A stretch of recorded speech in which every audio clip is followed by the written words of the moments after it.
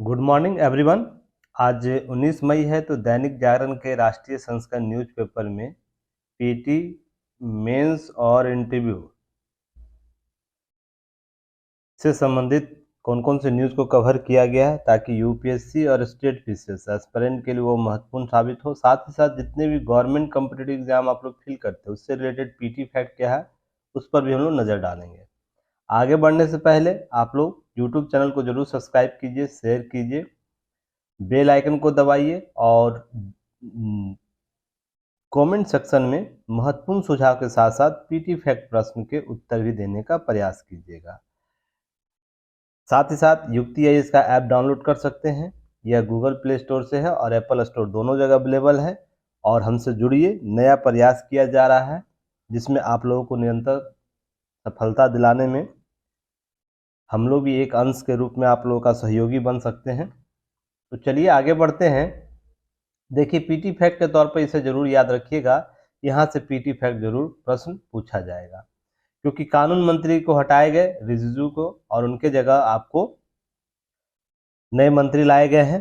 तो ध्यान रखिएगा किनका तबादला किन पोस्ट पर हुआ है, तो इससे प्रश्न आपका पूछा जा सकता है। यह पीसीएस लेवल के प्रश्न में जरूर पूछा जाता है, ध्यान रखिएगा। और भी गवर्नमेंट कॉम्पिटिटिव एग्जाम आप लोग फिल करते हैं उसमें भी पूछा जाता है, ध्यान रखिएगा। इसमें जो केंद्रीय कानून मंत्री रिजिजू थे वहां से हटाकर उनको पृथ्वी विज्ञान में का विभाग उनको सौंपा गया है, मंत्रालय।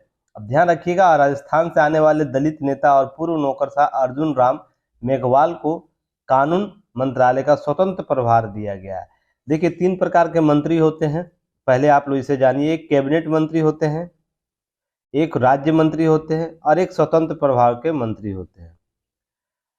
कैबिनेट मंत्री सरकार का महत्वपूर्ण अंग के रूप में काम करता है। राज्य मंत्री, ध्यान रखिएगा, इसके कैबिनेट मंत्री के बिहाफ अर्थात सहयोगी के तौर पर काम करता है।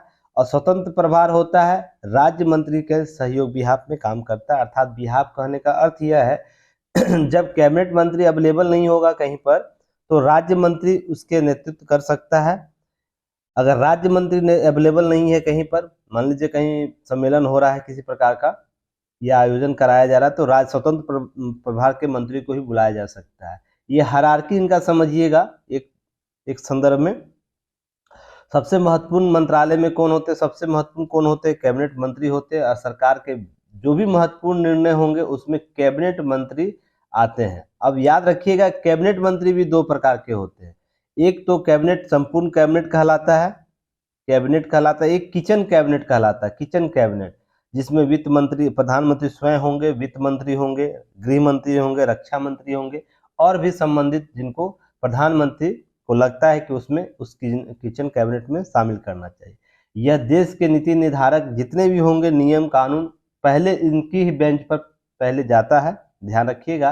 अंतिम निर्णय किचन कैबिनेट के द्वारा ही लिया जाता है। रीजन इसके पीछे यह है कि गोपनीयता और प्रामाणिकता को बनाए रखना है, ध्यान रखिएगा इसको। और इससे संबंधित मैंने यूपीएससी सीएससी का जो बैच चलता है, पीसीएस का बैच चलता है, पीएससी का बैच जो चलता था, उसमें मैंने इस टॉपिक को बेहतर तरीके से कवर किया है कि कैबिनेट किचन क्या होता है, इस क्यों आवश्यकता है, इस सभी इसके मेंस ओरिएंट चीजों को मैंने कवर किया। तो जाके वहां आप लोग देख सकते हैं। फिलहाल पीटी फैक्ट के तौर पर आपको यही जानना। और राज्य मंत्री, ध्यान रखिएगा, कानून मंत्री जब कैबिनेट मंत्री का तबादला हुआ तो राज्य मंत्री भी उसी के साथ तबादला कर दिया गया, जिसमें एसपी सी बघेल को भी वहां से हटाकर स्वास्थ्य मंत्रालय भेज दिया गया। उनका भी ट्रांसफर हो गया, अर्थात हस्तांतरण उनका भी करा दिया गया है। अब कारण इसके पीछे बहुत से विकल्प हो सकते हैं, ध्यान रखिएगा, जिसमें से कुछ कुछ बातें सामने उभर कर आई। ये देखिए, प्रधानमंत्री और उसके किचन कैबिनेट डिसाइड करते हैं कि वर्तमान में किस मंत्री को मंत्रालय देना है, किस व्यक्ति को मंत्री बनाना है, राज्य मंत्री बनाना है या स्वतंत्र प्रभार देना है। यह व्यक्तिगत निर्णय होता है पीएम का, अर्थात उसके मंत्रिपरिषद के पीएम जो वर्तमान में सरकार होती है। अब कारण बहुत से निकाले जा सकते हैं, पर मूल कारण क्या है वो पीएम और उसका किचन कैबिनेट ही जानता है। पर लोग यही आयास लगा रहे हैं जो कार्यपालिका के संदर्भ में और न्यायपालिका के संदर्भ में, विधायिका के संदर्भ में जो चीजें उभर का हाल में आई थी, जिसमें न्यायपालिका पर है ना डायरेक्ट इनका टीका टिप्पणी हो गया था। अगर मैं स्पष्ट शब्दों में बोलूं, टीका टिप्पणी करना शुरू कर दिए थे। अर्थात मैं एक कॉन्सेप्ट आपको बताया था, सत्ता का अभ्यास, सत्ता का अभ्यास, है ना। मैंने आप लोगों को मेंस के क्लास में पढ़ाया सत्ता का अभ्यास। तो सत्ता का अभ्यास बाय फॉल्ट रिजल्यूशन के द्वारा किया जाने लगा। तो यहाँ पर बहुत से डिस्प्यूट के क्षेत्र उभर कर सामने आने लगे थे न्यायपालिका और विधायिका के बीच में। अगर इसे विधायिका और न्यायपालिका के बीच, तो न्यायपालिका और विधायिका के बीच संतुलन की स्थिति नहीं होगी, तो क्या होता है, सत्ता का अभ्यास जो कॉन्सेप्ट है वो क्या होता है, अपना असर देने लगता है, असर छोड़ना शुरू कर देता है। तो क्या होगा, आपकी जो विधायिका है और न्यायपालिका के बीच शक्ति संतुलन की स्थिति शक्ति संतुलन का जो लड़ाई है वो शुरू हो जाता है, जो कहीं ना कहीं हमारे राष्ट्रीय हित को प्रभावित करता है। तो सही समय पर सही डिसीजन लेना जरूरी है। अब मैंने यह आपको सत्ता का अभ्यास क्या है, मैंने कई दफा आपको दैनिक जागरण न्यूज़पेपर एनालिसिस में भी समझाया है, और साथ ही साथ आपको यूपीएससी सीएससी का जो बैच है उसमें भी समझाया है। तो ध्यान रखिएगा, जो भी डिस्प्यूट होगा सत्ता के अभ्यास के संदर्भ में ही होता है, कि कौन व्यक्ति किस संदर्भ में अपने पद का है ना वास्तविक रूप से सत्ता लिए हुए है और सत्ता का अभ्यास कर रहा है, इसी के संदर्भ में डिस्प्यूट पैदा होता और यहाँ पर वही चीजें सामने आई है। थोड़ा सा रिव्यू के द्वारा न्यायपालिका को थोड़ा सा वास्तविकता क्या समझाया गया, और ऐसा नहीं है, मैं भी साफ साफ शब्दों में बोलूं, देखिए न्यायालय अपने जगह माननीय है, मानते हैं माननीय है, पर कुछ डिसीजन ऐसे हैं जो अतिवादिता अति न्याय सक्रियता के संदर्भ में, आप लोगों को मैंने कभी कवर किया था, याद है। तो अति न्याय सक्रियता के संदर्भ में जब न्यायालय अपनी सीमाओं का उल्लंघन कर देता है ना, तो उसको कौन समझाए, कोई तो होगा, कोई व्यक्ति विशेष या तो कोई संस्था विशेष होगा कि नहीं आपकी सीमा असीमित है, माना जा सकता है असीमित है, क्यों, क्योंकि आप मौलिक अधिकार या मूल ढांचे के संदर्भ में अपनी व्याख्याएं दे रहे हैं। पर इतना भी असीमित नहीं है कि आप क्या करें, आप विधायिका के सीमाओं का उल्लंघन, विधायिका का जो सीमा है उसमें सेंधमारी करना शुरू कर दीजिए, ये भी तो जरूरी नहीं। तो ये समझाएगा कौन, तो ये देखिए एक स्वतंत्र और स्वच्छंद, याद रखिएगा, स्वतंत्र और स्वच्छंद लोकतंत्र। अब स्वतंत्र का नेगेटिव मतलब मत निकालिएगा, इसका पॉजिटिव मतलब कि अगर हम खुली लोकतंत्र की बात कर रहे हैं तो यहाँ पर सभी व्यक्ति विशेष की बातों को है ना सुनने की क्षमता होनी चाहिए।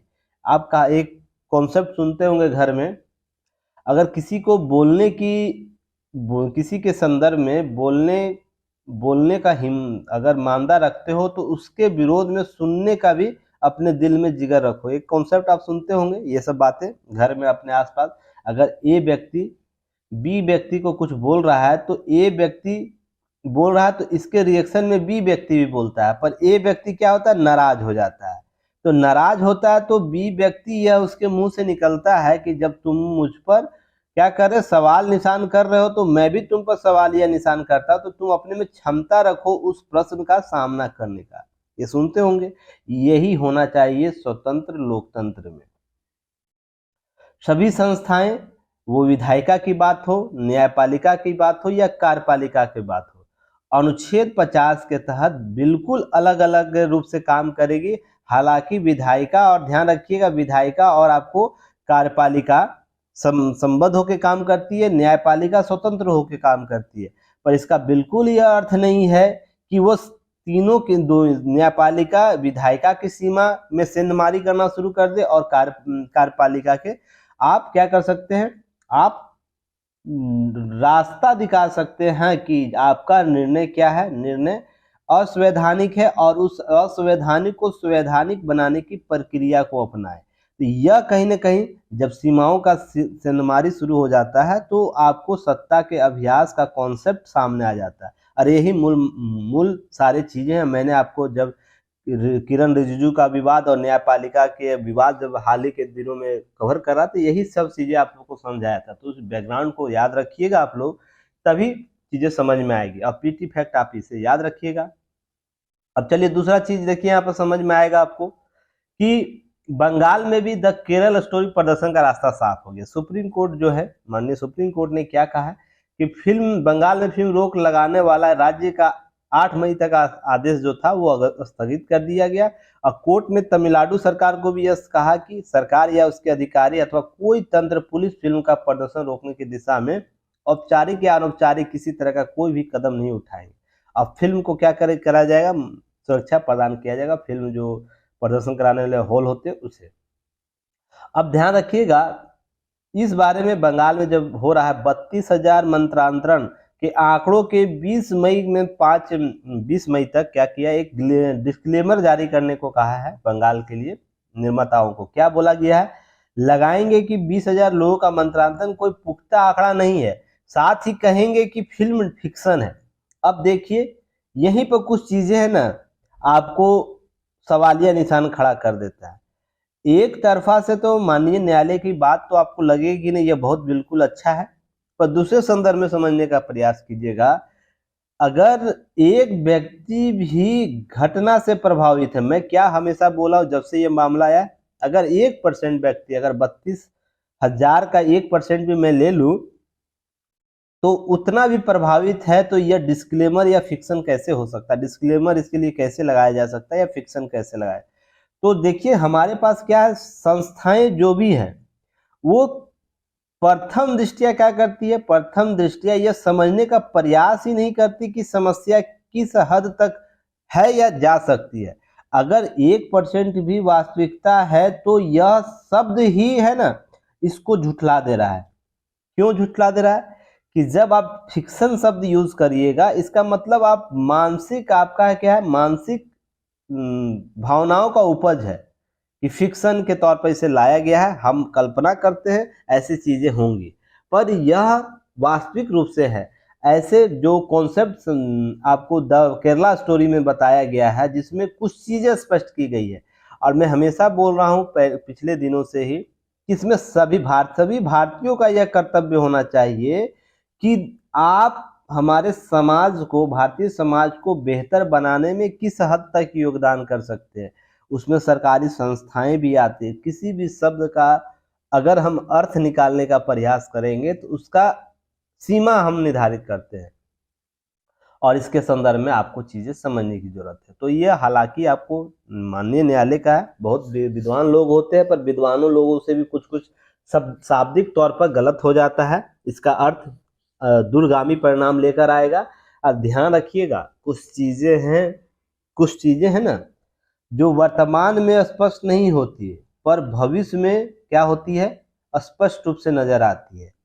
ठीक ना, मैं इस लाइन को बोल रहा हूँ, इसे याद रखिएगा। कुछ ही दिनों बाद आप इसका जीता जागता एग्जाम्पल आप देख लीजिएगा। रीजन इसके पीछे क्यों है, क्योंकि आप माने या ना माने, ठीक ना, कुछ कुंठित मुसलमानों के द्वारा, कुंठित, मैं जो शब्द बोल रहा हूं उसे याद रखिए, कुंठित मानसिक जो कुंठता जिनको घेरा हुआ है, उनके द्वारा कुछ कॉन्सेप्ट जरूर चलाए जा रहे हैं, और यह आज से नहीं चल रहा है, यह आपको बाबर के युग से चल रहा है, जहां पर किसी युद्ध को है ना जिहाद के नाम से जब जोड़ दिया जाए, और जिहाद का इस्लाम में क्या अर्थ है वो मुस्लिम से बेहतर कोई नहीं जानता है। जो सच्चे मुसलमान है, पाक मुसलमान है, जिनको जिहाद का अर्थ पता है, उनको पता है कि जिहाद का शाब्दिक अर्थ क्या होता है, इस्लाम में जिहाद को किस रूप से देखा गया है। जब अपनी मानसिक कुटता, प्रशासनिक दृष्टि और अपने राजनीतिक उद्देश्य की पूर्ति के लिए युद्ध के साथ एक पाक शब्द को जोड़ दिया जाए, जिहाद को, तो आप समझ सकते हैं मानसिक कुंठता जो है ना किस हद तक हावी होगी। और वर्तमान में जो चीजें हैं भारतीय संदर्भ में, वो चीज समझने का प्रयास कीजिएगा। ये जो कॉन्सेप्ट है कहीं ना कहीं आने वाले समय में, आप आज नहीं, मान लीजिए 10 साल, 20 साल, 50 साल, आप देखिएगा स्वयं इसमें ना मुस्लिम जो लोग हैं वो विरोध करना शुरू करें। क्योंकि वो, मान लीजिए मैं एक चीज बताया था आपको कुछ दिन पहले ही, कि मान लीजिए विश्व की संपूर्ण जनसंख्या 100% मुस्लिम हो गए, तो आप इस कॉन्सेप्ट को क्या कीजिएगा फिर, ये तो और दिन प्रतिदिन और कट्टरता लेकर आएगा। जितनी कट्टरता मान लीजिए वर्तमान में 1% कट्टरता है। जो भी कॉन्सेप्ट चल रहा है, लव जिहाद का कॉन्सेप्ट हो या गजवा हिंद का कॉन्सेप्ट हो या जिहाद का कॉन्सेप्ट हो या कोई भी कॉन्सेप्ट हो जो नकारात्मक व्यू डाल रहा है समाज में, मान लीजिए अभी 1% इतना असर कर रहा है, जिस दिन यह 100% हो गया और विश्व की जनसंख्या सभी मुसलमान हो गए, उसके बाद क्या करिएगा? यह आप ही को काट के खाएगा। रीजन, ये कॉन्सेप्ट समझिए, नहीं तो एक मूवी आई थी जिसका मैं हॉलीवुड की मूवी का नाम मुझे याद नहीं आ रहा है। उस मूवी में यह दिखाया गया था ना, और वो फिक्शन नहीं है, वास्तविकता, ये मानवीय प्रकृति है। जैसे कैसे इसे समझने का प्रयास कीजिएगा आप लोग कि एक क्षेत्र है, क्षेत्र में सभी लोग रह रहे हैं, किसी कारण उस क्षेत्र में ना अकाल आ गया था और साथ में विदेशी आक्रांताएं भी उस दौर में वहां पर थी। तो यहाँ के लोग क्या कि किसी सर्टेन हाउस में गए, जो सर्टेन हाउस होता है जो जमीन के अंदर बनाया जाता है, उसमें वो लोग छिपे रहे और बहुत दिनों तक छिपे रहे। उनकी जितनी भी खाने की सामग्री थी समाप्त हो गई। तो आपको विश्वास नहीं होगा, कुछ दिनों के बाद ही, कुछ माह के बाद ही क्या होता है कि है ना, बच्चा अपनी माँ को खाने लगा, बेटा अपने पिता को खाने लगा, या पूरे गांव एक दूसरे को खाने लगे थे। तो सोच के देखिए, जो मानव प्रवृत्ति क्या है, समाज के साथ रहने, मिलजुल के रहने के लिए एक समय ऐसा आता है, एक ऐसा अनलिमिटेड सीमा आ जाएगा जहां पर है ना स्व पहचान, स्व अस्तित्व का कॉन्सेप्ट आ जाता है, जहां पर अपने लोग ही अपने लोगों का क्या होते हैं, हथियारे बन जाती है। उस कॉन्सेप्ट से समझने का प्रयास कीजिएगा। और ये चीजें समाज में आज भी विद्यमान है। आने वाले समय में जब आपके ही लोग आपके घातक सिद्ध होंगे तो चीजें समझ में आएगी कि क्या किसी चीज मायने होते हैं। अब नेक्स्ट हम लोग पीटी फैक्ट देखेंगे। सिद्धरमैया बनेंगे कर्नाटक के नए सीएम और शिव कुमार डिप्टी सीएम। तो आपको इससे पीटी फैक्ट याद रखना है। और जब शपथ हो जाएगा, जब शपथ पूरा हो जाएगा तब इसको पीटी फैक्ट मान लीजिएगा, क्योंकि राजनीति है, कभी भी कुछ हो सकता है। जब तक शपथ न ले लिया जाए तब तक इसे आप लोग पीटी फैक्ट के तौर पर ही देखिएगा, क्योंकि जो चीजें उभर कर सामने आती कुछ न कुछ अंतिम समय में हो सकता है, ध्यान रखिएगा। अब देखिए केस स्टडी, आप इसे देखिएगा। ग्रेटर नोएडा में छात्रा की हत्या कर खुद की गोली मारी एक छात्र ने। अब ये केस स्टडी क्यों है? उन युवाओं के लिए केस स्टडी है जो अभी अभी युवा हुए हैं, जो मैट्रिक इंटर करके ग्रेजुएशन के पार्ट में गए हैं और अपनी तैयारी शुरू की है। मैं यहाँ तक बता दूं कि पहले न्यूज देख लेते, उसके बाद चीजों को देखेंगे। देखिए यहाँ पर क्या, अमरोहा की निवासी थी 21 वर्षीय अनुशिव नाडर, नोएडा विश्वविद्यालय, आपको नाडर विश्वविद्यालय में बीए तृतीय का छात्र था।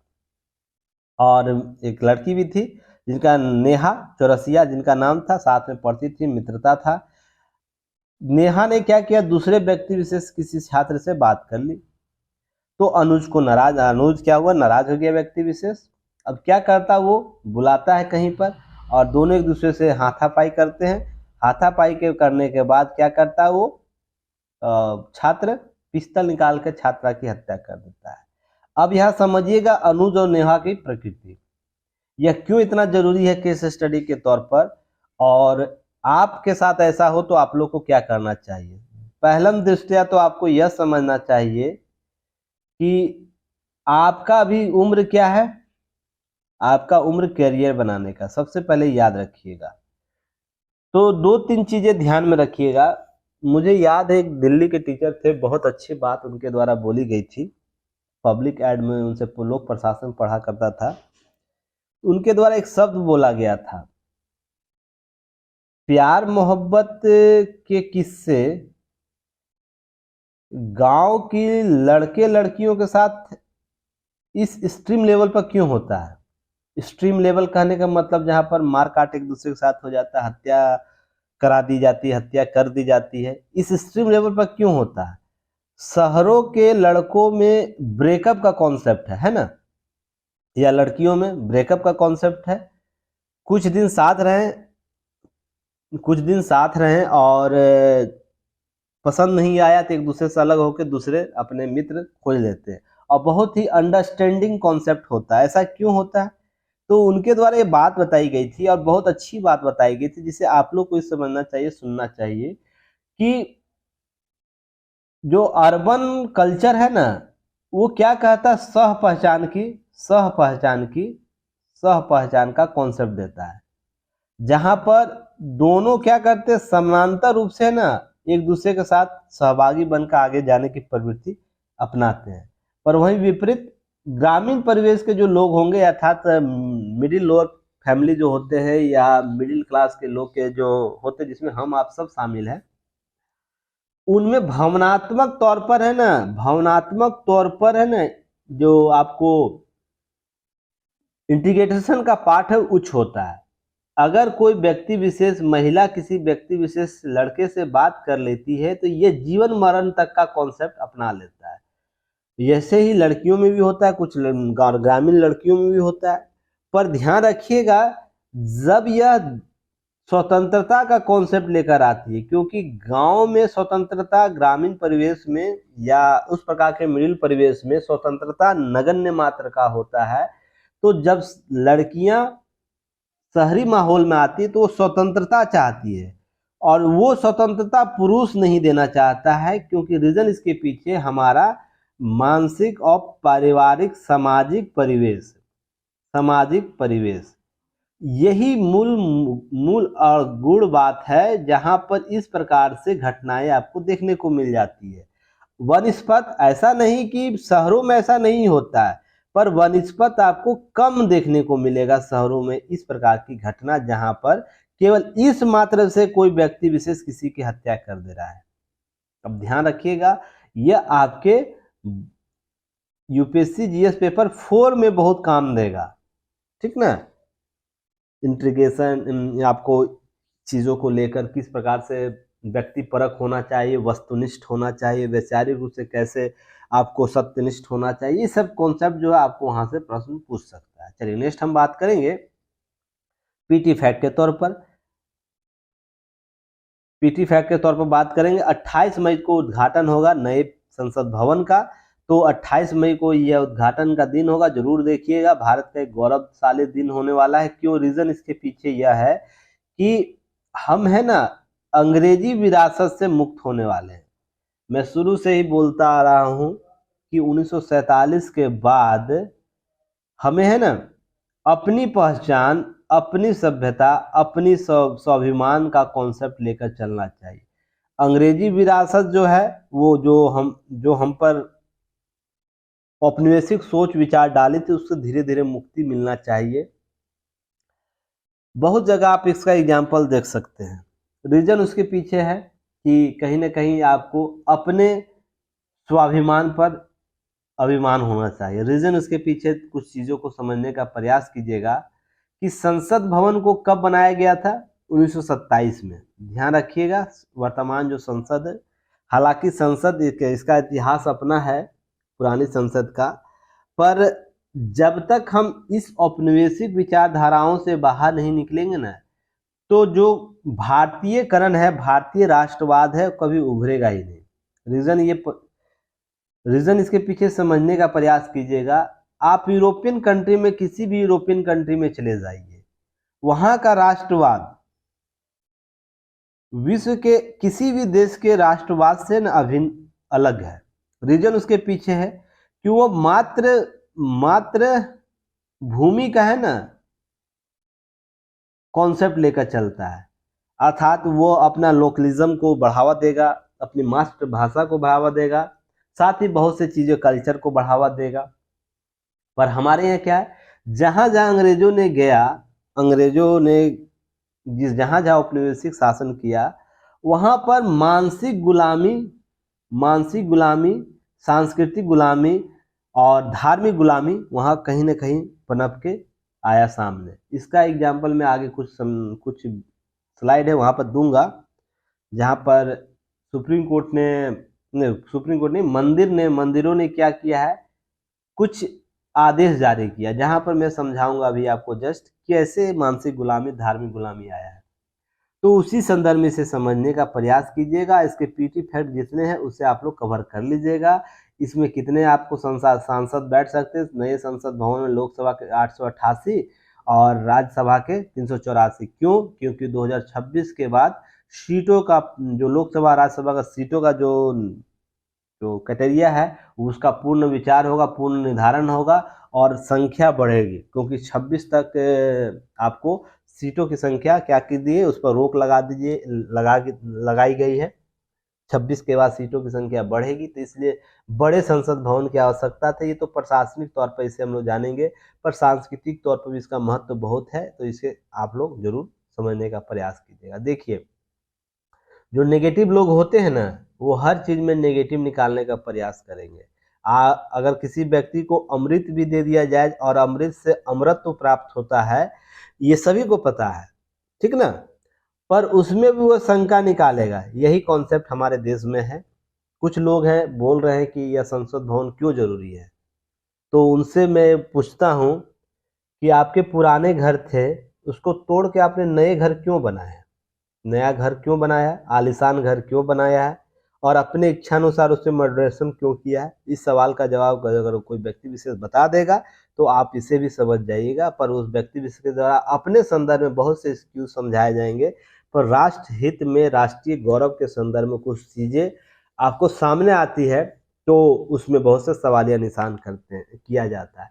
बस इस कॉन्सेप्ट को समझिएगा। और आप यूपीएससी और पीसीएस एस्पिरेंट है तो व्यू को न्यूट्रल रखिएगा। पक्ष विपक्ष को जानने के बाद अपना व्यू जरूर न्यूट्रल रखिएगा। चलिए नेक्स्ट हम जानेंगे आगे। अब कजाकिस्तान की कंपनी बनाएगी लॉजिस्टिक पार्क दिल्ली यमुना प्राधिकरण क्षेत्र में, तो आप इसे पीटी फैक्ट के तौर पर भी याद रखिएगा। प्रश्न यहाँ से पूछ सकता है। तो 200 एकड़ पर निवेश है, 1000 करोड़ का निवेश लाएगी। और लॉजिस्टिक पार्क का मतलब होता है कि वहाँ का जो क्षेत्र है वो औद्योगिक रूप से विकास करेगा। और वहाँ पर देखिए वेयर हाउस, बहुत से नए नए कॉन्सेप्ट डेवलप किए जाएंगे ताकि आयात निर्यात को बढ़ावा दिया जा सके। तो ये सब कॉन्सेप्ट आपको याद होने चाहिए, पता होने चाहिए। चलिए नेक्स्ट हम लोग बात करेंगे, पहले भी बात हुई है। और देखिए कुछ स्टूडेंट विजडम एजुकेशन पर कमेंट किए हैं कि सर रवि सर का बेस्ट अच्छा लगता था, आपको मिस कर रहे। जरूर रवि सर का कॉन्सेप्ट आपको अच्छा लगता होगा, पर आप ये चीज समझिए कुछ चीजें हैं ना, सबके अपने अपने स्टाइल है पढ़ाने का। कुछ टीचर पीटी फैक्ट पढ़ाएंगे, कुछ टीचर आपको क्या करेंगे मेंस फैक्ट पढ़ाएंगे, कुछ टीचर पीटी, मेंस और इंटरव्यू फैक्ट पढ़ाएंगे। तो मैं तीनों को एक साथ लेकर चलता हूँ, मैं उस संदर्भ में आता हूँ, इसलिए समय भी लगेगा, कॉन्सेप्ट भी आपको मिलेगा और आपको सिलेक्शन चाहिए। और इसका मैं किस कॉन्सेप्ट पर पढ़ाता हूँ उसे आप किससे आ सकते हैं, क्या सही दिशा में पढ़ा रहा हूँ या नहीं पढ़ा रहा हूँ, फिर भी आप कैसे आ सकते हैं, किस आधार पर हमें सही तरीके से आ सकते हैं कि आपको यूपीएससी में प्रश्न टैली हो रहे हैं या नहीं हो रहे हैं। बीपीएससी या किसी प्रकार का पीसीएस आप दे रहे हैं, यूपी पीसीएस हो, एमपी पीसीएस हो, या किसी प्रकार का मेंस दे रहे हैं, क्या वहाँ क्वेश्चन टैली हो रहा है या नहीं हो रहा? यदि हो रहा है तो मैं दशा भी मेरी सही है, दिशा भी मेरी सही है। इसलिए आप कंफ्यूज मत होइए। जो भी व्यक्ति विशेष है, कोई महिला छात्रा थी की थी कमेंट, आप है ना खुद को मजबूत कीजिए, क्योंकि एग्जाम में ना आपको बैठना है और सिलेक्शन आपको लेना है, ना मुझे लेना है, ना रवि सर को लेना है, ना कोई अन्य टीचर को लेना है। आप है ना किसी भी टॉपिक से बेहतर रिजल्ट कैसे ले सकते हैं ये इम्पोर्टेंट। हम लोग सहयोग मात्र हो सकते हैं। और जो चीज़ें हैं आप लोग कमेंट सेक्शन में जरूर बताइए, क्या यह आपको पैटर्न पसंद नहीं है तो मैं भी चेंज कर दूंगा, केवल पीटी फैक्ट पढ़ाऊंगा। क्या दिक्कत है मुझे मेंस पढ़ाने का, क्या जरूरत है मुझे इंटरव्यू पढ़ाने, क्यों मैं 1 घंटा रहता आपके सामने चिल्लाऊं, आपके सामने कुछ बातें बोलूं। अगर आपको लगता है कि नहीं पीटी फैक्ट से ही रिजल्ट हो जाएगा और पीटी पास कर लेना मात्र ही आपको क्या है यूपीएससी का सिलेक्शन है या पीसीएस लेवल का सिलेक्शन है, तो आप लोग बता दीजिए, मैं पीटी फैक्ट ही पढ़ाऊंगा। बहुत से लोग इस सब चीज़ों को कराते हैं। तो कमेंट सेक्शन में आप ही लोग बताइए, सर्वे कर लेते हैं आज, तो उसी आधार पर मैं करूंगा। ऐसा मुझे कोई दिक्कत नहीं है। और अच्छी बात है, मैं आपको 15 से 20 मिनट में दैनिक जागरण खबर खत्म कर दूंगा। क्या जरूरी है मुझे 1 घंटा पढ़ाने का? तो कमेंट सेक्शन में आप बता सकते हैं, बेहतर होगा, अच्छा होगा। और देखिए मैं इसलिए तल्ख टिप्पणी करता हूँ ना, जब कोई व्यक्ति विशेष लिखने की क्षमता नहीं रखता है और कुछ टिक्का टिप्पणी करता है ना, तो समझ लीजिए मेरा पैर का पारा है ना सीधे सीधे सर पर आ जाता है। रीज़न उसके पीछे यह है ना, उसको कोई हक नहीं बनता है कि आप इस प्रकार का कमेंट सेक्शन में लिखिए इस प्रकार की बातें। क्यों? रीज़न उसके पीछे पता है आप लोगों को? अगर कोई लगातार लिख रहा है 10 पेज डेली, तो मैं उसका दर्द भी समझ सकता हूँ कि नहीं, उसको कुछ प्रॉब्लम हो रहा होगा, उसको बेहतर तरीके से और सॉर्ट आउट करने। अब मैं एनी टाइम अवेलेबल रहता हूँ, कॉल पर सभी स्टूडेंट को समय देता हूँ। तो भी आप लोग इस प्रकार का कमेंट सेक्शन में डालिएगा तो कुछ चीज़ें हैं ना, नहीं बोलनी चाहिए पर मैं बोल दूंगा। मैं उसी प्रकार का टीचर हूँ, क्योंकि मुझे पता है कि 10 लोग होंगे और 10 लोग लिखने वाले होंगे, उस 10 लोगों का रिजल्ट होगा, 100% रिजल्ट होगा।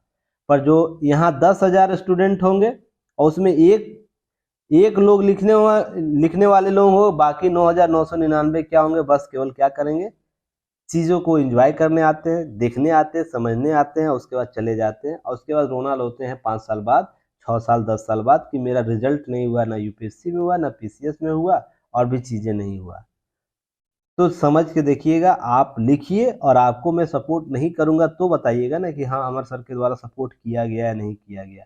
और जो लोग सपोर्ट जानते हैं कि अमर सर किस तरीके से चीज़ों को सपोर्ट करते हैं, वो चीज़ों को लिख रहे हैं, मेंस आंसर राइटिंग कर रहे हैं और जिस तरीके से होता है, हालाँकि अभी पीटी फैक्ट का एग्ज़ाम चल रहा है, यूपीएससी का पीटी रिजल्ट हाल में होने वाला है, तो जिसकी वजह से लोग पर अभी व्यस्त है। उसके जैसे ही पीटी का एग्ज़ाम समाप्त हो, देखिए कमेंट सेक्शन में लोग अपना आंसर देना शुरू कर देंगे।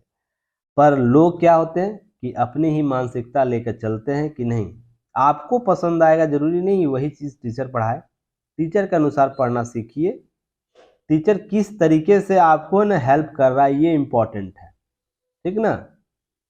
और इसको आंकिए कैसे कि यूपीएससी के एग्ज़ाम में क्या क्वेश्चन टैली किया, कि जो कमेंट की है जो मित्र, वो कभी भी आपने मेरे पढ़ाए हुए क्वेश्चन या पैटर्न को यूपीएससी के क्वेश्चन से टैली करवाए हैं, या पीसीएस का किसी भी एग्जाम, इंडिया का कोई भी हिंदी स्टेट पीसीएस है जिसका मेंस हो रहा है, उसके पैटर्न से पढ़ा टैली कराए हैं? अगर टैली कराए रहते तो इस प्रकार के ना बचकाना है ना बातें नहीं किया करते। भावनाएं सही हैं, पर भावनाओं की सीमा भी आपके पास होनी चाहिए। अगर बुरा लगता है तो इस चीज़ को समझिएगा क्या मैं बोल रहा हूँ।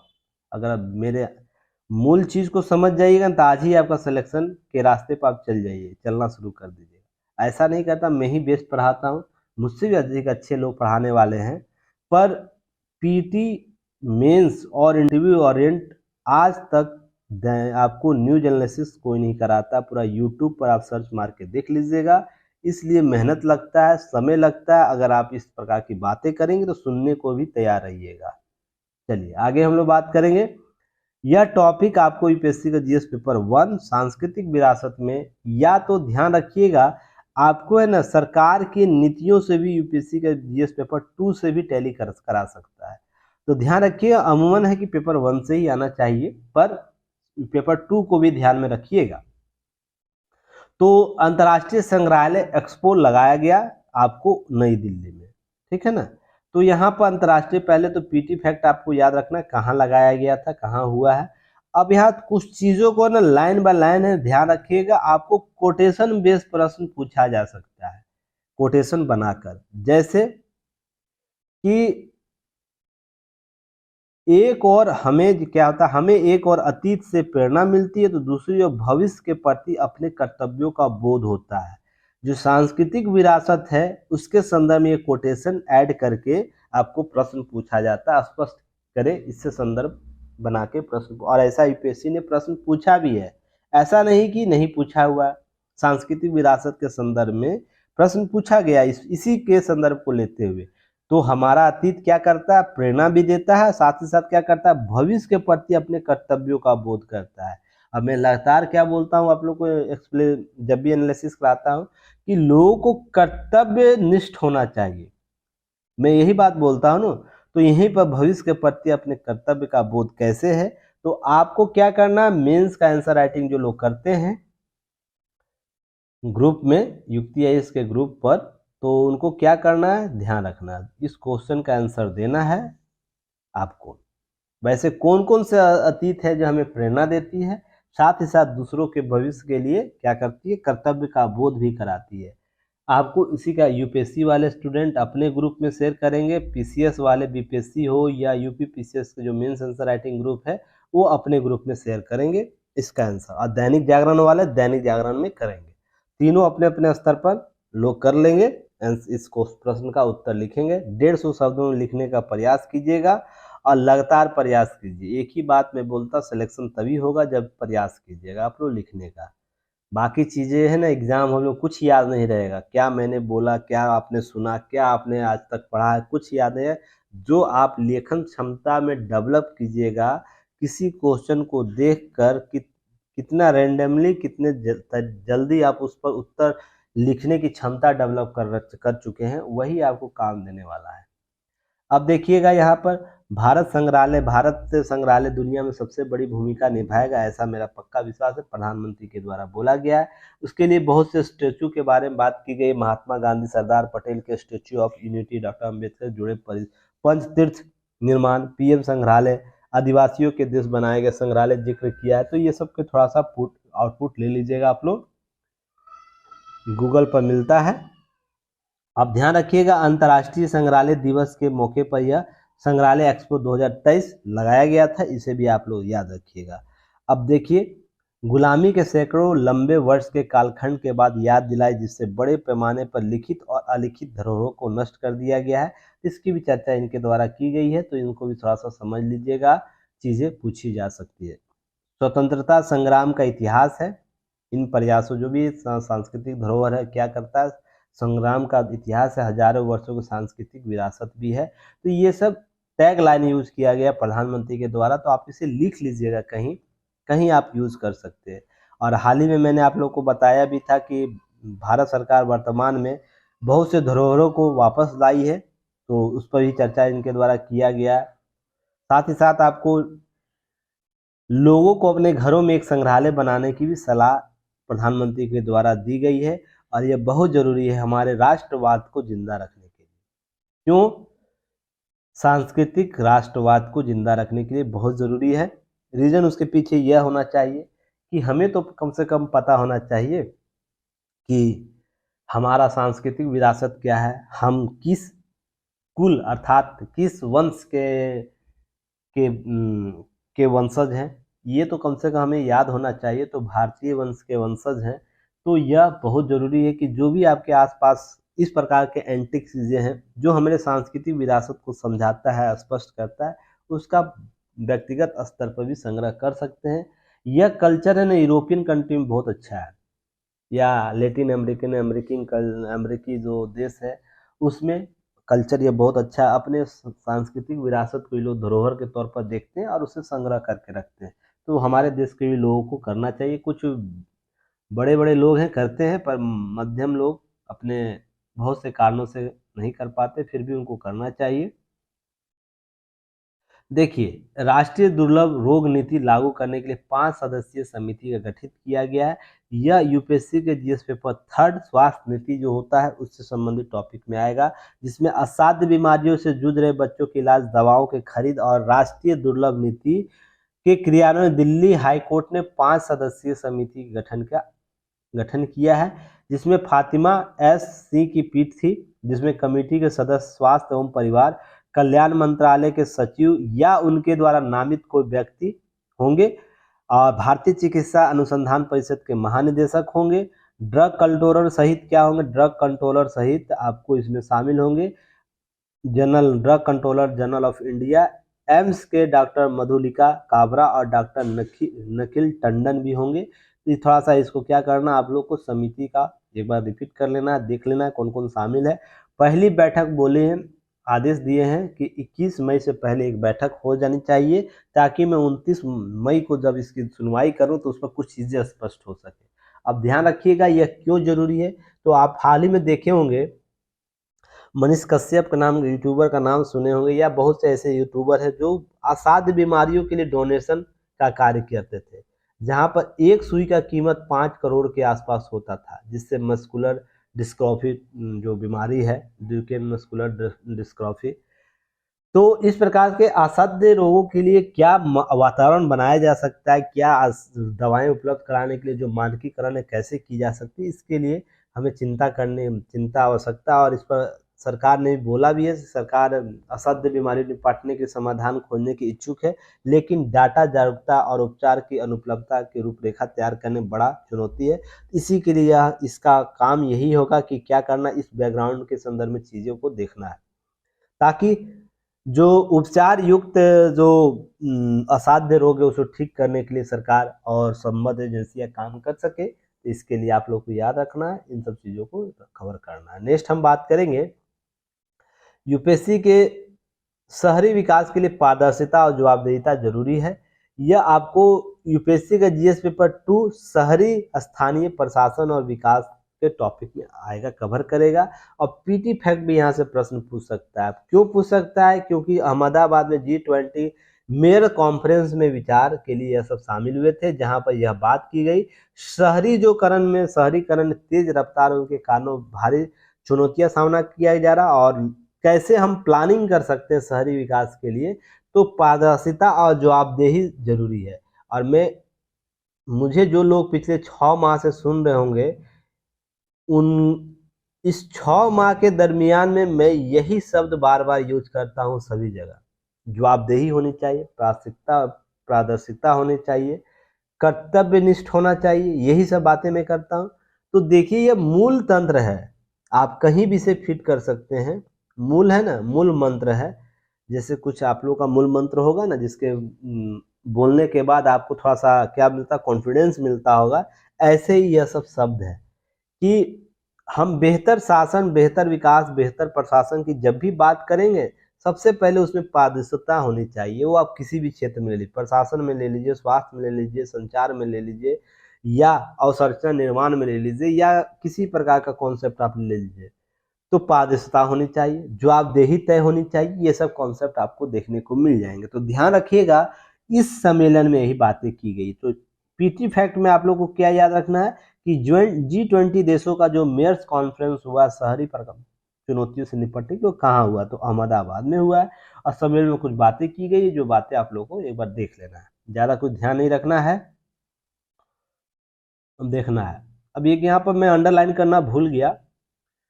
देखिए, 6 राज्यों में स्टार्स प्रोजेक्ट के जरिए पूरी की जाएगी कौशल विकास की कमी। तो 6 राज्य में स्टार प्रोजेक्ट चलाया जाएगा। तो वो कौन कौन से राज्य है, एक बार देख लेना है। तो जहां पर state teaching learning and results for states stars project बोला गया इसे, तो इसका नाम याद रखना है आप लोगों को। इसके लिए हिमाचल प्रदेश, मध्य प्रदेश, राजस्थान, उड़ीसा, महाराष्ट्र और केरल में विश्व बैंक की सहायता से, किसके सहायता से? तो विश्व बैंक की सहायता। ये पीटी फैक्ट आप लोग को याद रखना है। इस प्रकार से आपको यह चीजें कवर होगी। इसके लिए क्या किया जाएगा? तो ध्यान रखिएगा, कौशल विकास की प्रमुखता से शामिल की जाएगी। और ध्यान रखिएगा, विश्व बैंक परियोजना के शामिल राज्यों को स्किल गैप, कौशल में अंतर का अध्ययन किया जाएगा। उसके बाद इससे संबंधित चीजें पूरी की जाएगी। और कौशल विकास के लिए यह बहुत जरूरी है कि कौशल गैप को समझना है कि क्या डिमांड है और क्या सप्लाई हो रहा है। इसे समझना बहुत जरूरी है कि डिमांड, जो मैन्युफैक्चरिंग है, डिमांड किस रूप से लोग कर रहे हैं, और उसके लिए हम कैसे कौशल को सप्लाई कर रहे हैं, ये भी इंपॉर्टेंट इसके लिए बहुत जरूरी है। तो ये आपको पीटी फैक्ट के तौर पे याद रखना है। चलिए नेक्स्ट नीचे हम बात करेंगे। सीधे नीचे आते हैं। देखिए, 2 पीटी फैक्ट है, इसे याद रखिएगा। एक केस स्टडी देखिएगा जहां पर मैंने बातें की थी। मैं एक बात आप लोगों को कभी कुछ दिन पहले समझाया था, वाद, प्रतिवाद और संवाद समझाया था, याद है? तो देखिए, वाद तो कर दिया गया, प्रतिवाद स्टार्ट हो गया। तो संवाद अब कोई करने को तैयार होगा तो ना समस्या सुलझेगी। मैंने कुछ चीजें पहले, जब कुछ मुस्लिम लोगों के द्वारा क्या किया जा रहा था, वीडियो रिलीज हो रहा था सोशल मीडिया पर, तो खाने में थूक डाला जा रहा था, और भी बहुत सी चीजें की जा रही, जिसे आप लोग भी देखे होंगे। तो उसके बाद मैंने बोला था कि वाद, इसका प्रतिवाद बहुत घातक होगा, मैंने बोला था। तो देखिए, अब अलीगढ़ के गिलह राज मंदिर में ड्रेस कोड लागू किया गया, मुस्लिमों के प्रवेश पर रोक लगाया गया। अब ध्यान रखिएगा, अगर सामान्य तौर पर मुसलमान अगर आना चाहते मंदिरों में अपने कुछ शांति के लिए, तो ये पहले समान तौर पर लागू था। पर जब कुछ लोगों के कार्य से पूरा समाज का नाम आने लगता है तो यही घातक स्थिति पैदा होगा। अब इससे होगा सभी मुसलमान, हालांकि मुसलमान लोग मंदिर प्रवेश नहीं करते, कुछ उदार मुस्लिम होते हैं वो लोग जरूर जाते हैं, पर जो कट्टर मुस्लिम है वो नहीं जाते हैं, ध्यान रखिएगा यहाँ पर उदार मुसलमानों के लिए भी यह घातक सिद्ध हो जाएगा। यह जो अपने आप को थोड़ा सा मॉडरेट हो रहे हैं, समय के साथ चलना चाह रहे हैं, उन मुसलमानों के लिए ये चीज़ें उभर कर सामने आएगी। 2-3 चीज़ें और ध्यान रखिएगा। उसके बाद ड्रेस कोड क्यों लागू किया गया, यह भी आप समझने का प्रयास कीजिएगा। याद होगा कुछ माह पहले मैंने आप लोग को एक वीडियो के बारे में चर्चा किया था, जहां पर एक वीडियो बनाया गया था किसी यूट्यूबर के द्वारा सोशल रिसर्च के लिए, जिसमें ये बातें की गई थी कि कोई महिला थी, वो ड्रेस वेस्टर्न ड्रेस पहनकर क्या जाती है, मंदिर जाती है, तो मंदिर का पुजारी बोलता है कि आप पूजा नहीं कर सकते, तो वो घर में आती है, अपने पति से बोलती है, उस पंडित को ऐसी हिम्मत कैसे होगी बोल देने का कि मैं पूजा नहीं कर सकती, आपका ड्रेस, आपका जो पहनावा उचित नहीं है, धार्मिक या मर्यादित नहीं, ये बातें की गई। तो महिला बहुत गुस्से में आती है, पूजा की थाली अपने टेबल पर रखते हुए क्या करती है, गुस्सा जाहिर करती है। तो उसका पति एक बहुत लॉजिकल बात बोलता है, जिसे हर व्यक्ति विशेष को समझना चाहिए कि उसके पति द्वारा यह बोला जाता, तुम, हम लोग क्या जाते हैं, बार जाते हैं ना, बार जो डिस्को बार होता है, बहुत से बार में ना बार कोड होता है, जहाँ पर वेस्टर्न कपड़ा पहन के ही जाना होता है। अगर आप